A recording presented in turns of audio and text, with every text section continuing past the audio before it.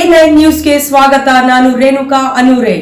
BLDE ಸಂಸ್ಥೆಯ ಎವಿಎಸ್ ಆಯುರ್ವೇದ ಮಹಾವಿದ್ಯಾಲಯ ಮಹಿಳೆಯರ ತಂಡ ರಾಜೀವ್ ಗಾಂಧಿ ಆರೋಗ್ಯ ವಿಜ್ಞಾನಗಳ ವಿಶ್ವವಿದ್ಯಾಲಯದ ರಾಜ್ಯ ಮಟ್ಟದ ಬಾಲ್ ಬ್ಯಾಡ್ಮಿಂಟನ್ ಪಂದ್ಯಾವಳಿಯಲ್ಲಿ ದ್ವಿತೀಯ ಸ್ಥಾನವನ್ನು ಗಳಿಸಿದೆ.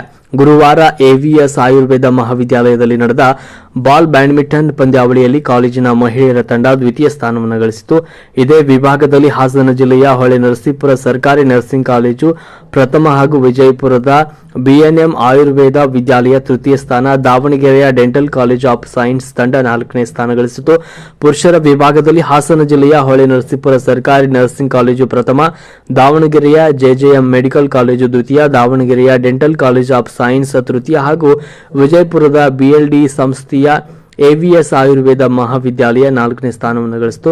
ನಂತರ ನಡೆದ ಪ್ರಶಸ್ತಿ ಪ್ರದಾನ ಸಮಾರಂಭದಲ್ಲಿ ರಾಜೀವ್ ಗಾಂಧಿ ಆರೋಗ್ಯ ವಿಜ್ಞಾನಗಳ ವಿಶ್ವವಿದ್ಯಾಲಯದ ವೀಕ್ಷಕರಾದ ದಾವಣಗೆರೆಯ ಜೆಜೆಎಂ ನರ್ಸಿಂಗ್ ಕಾಲೇಜಿನ ಡಾಕ್ಟರ್ ಸುರೇಶ್ ಎಸ್ಎಂ, ವಿಜಯಪುರದ ಬಿಎನ್ಎಂ ಆಯುರ್ವೇದ ಕಾಲೇಜಿನ ನಜೀರ್ ಮಮದಾಪುರ್, ಪಂದ್ಯಾವಳಿಗಳ ನಿರ್ಣಾಯಕ Sridhar Joshi, doctor Gangadhara Timmapur, doctor Jyotsna Baragi, Hanumantha Pawar, doctor Darshan Dhari ಮುಂತಾದವರು ಉಪಸ್ಥಿತರಿದ್ದರು. ಈ ಪಂದ್ಯಾವಳಿಯಲ್ಲಿ ರಾಜೀವ್ ಗಾಂಧಿ ಆರೋಗ್ಯ ವಿಶ್ವವಿದ್ಯಾಲಯದ ಅಡಿಯಲ್ಲಿ ಬರುವ ವೈದ್ಯಕೀಯ, ದಂತ Ayurveda, homeopathy, Unani, pharmacy, nursing ಮುಂತಾದ ಆರೋಗ್ಯ ವಿಜ್ಞಾನ ವಿದ್ಯಾಲಯಗಳ 15ಕ್ಕೂ ಹೆಚ್ಚು ತಂಡಗಳು ಭಾಗವಹಿಸಿದವು.